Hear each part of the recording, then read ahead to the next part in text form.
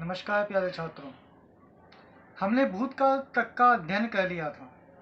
आज काल का दूसरा भेद वर्तमान काल और वर्तमान काल की परिभाषा को देते हुए कहा गया है कि वाक्य में प्रयुक्त क्रिया के जिस रूप से वर्तमान समय में क्रिया का होना पाया जाए उसे वर्तमान काल कहते हैं। वाक्य में प्रयुक्त क्रिया के जिस रूप से वर्तमान समय में क्रिया का होना पाया जाता है उसे वर्तमान काल कहते हैं। यानी कि क्रिया जब वर्तमान में हो रही है तो उसे वर्तमान काल कहेंगे। जैसे राम पढ़ता है, मोहन खेलता है, सोहन दौड़ता है, ये सारे वाक्य वर्तमान काल के हैं। वर्तमान काल को 5 उपभेदों में बांटा जाता है, यानी कि वर्तमान काल के 5 भेद माने जाते हैं। कौन कौन से 5 भेद? नंबर 1 पर है सामान्य वर्तमान काल, दूसरे नंबर पर है अपूर्ण या तत्कालीन वर्तमान काल, नंबर 3 पर है संदिग्ध वर्तमान काल, नंबर 4 पर है संभाव्य वर्तमान काल और नंबर 5 पर है आज्ञार्थक वर्तमान काल। इस तरह से वर्तमान काल को 5 भागों में बांटा जाता है। वर्तमान काल कहता है कि वाक्य में प्रयुक्त क्रिया के जिस रूप से वर्तमान समय में क्रिया का होना पाया जाए उसे वर्तमान काल कहते हैं।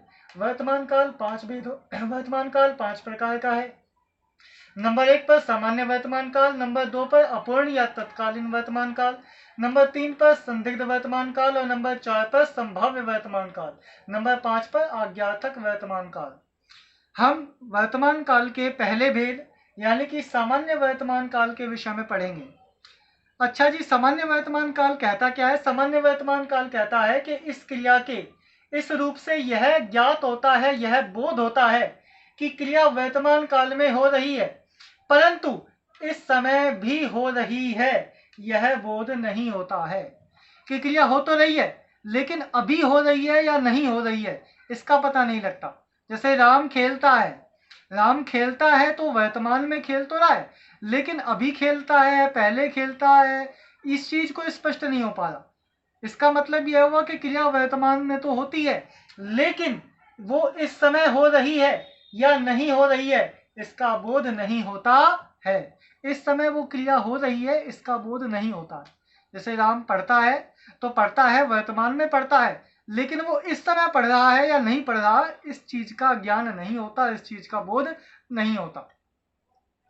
यह कहता है पहला सामान्य वर्तमान काल। इसकी पहचान है ता है, ती है, ते है, ता हूं।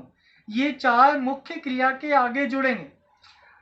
जब मूल क्रिया के बाद, मूल धातु के बाद जब ये 4 शब्द जुड़े तब समझ लेना चाहिए कि यहाँ पर कौन सा काल होगा? सामान्य वर्तमान काल होगा।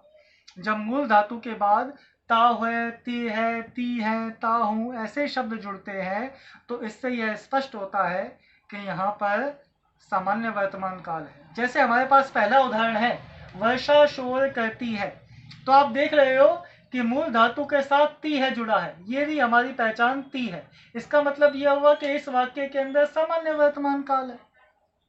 इसे परिभाषा द्वारा सिद्ध कर लेते हैं। परिभाषा कहती है वर्तमान का बोध होता है, तो वर्तमान का बोध हो रहा है जी, वर्षा शोर करती है। नंबर 2 बात कहता है कि इस समय भी हो रही है, इसका बोध नहीं होता। इस समय वर्षा शोर कर रही है या नहीं कर रही यह इस वाक्य से स्पष्ट नहीं हो पाया।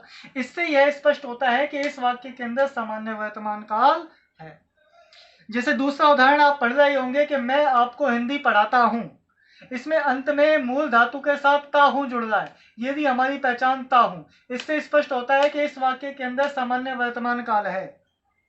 नंबर 2 बात, मैं आपको हिंदी पढ़ाता हूं, इस वाक्य से यह स्पष्ट होता है कि वर्तमान के अंदर पढ़ाने का कार्य हो रहा है, लेकिन यह कार्य अभी भी हो रहा है या नहीं हो रहा यह इस वाक्य से स्पष्ट नहीं होता है। इसका मतलब यह हुआ कि इस वाक्य के अंदर सामान्य वर्तमान काल है।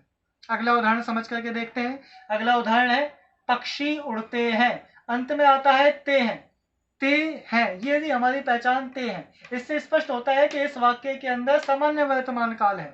नंबर 2 पर वर्तमान में क्रिया हो रही है, पक्षी उड़ते हैं, ये वर्तमान की क्रिया है, लेकिन पक्षी अब उड़ रहे हैं या नहीं उड़ रहे यह स्पष्ट नहीं हो पा रहा। इसका मतलब यह है कि यहाँ पर सामान्य वर्तमान काल है। अंतिम उदाहरण समझ के देख लेते हैं। अंतिम उदाहरण है तारे रात में चमकते हैं। इसमें मूल धातु के साथ तेह जुड़ा है और तेह यदि हमारी पहचान तेह है, इससे स्पष्ट होता है कि इस वाक्य के अंदर सामान्य वर्तमान काल है।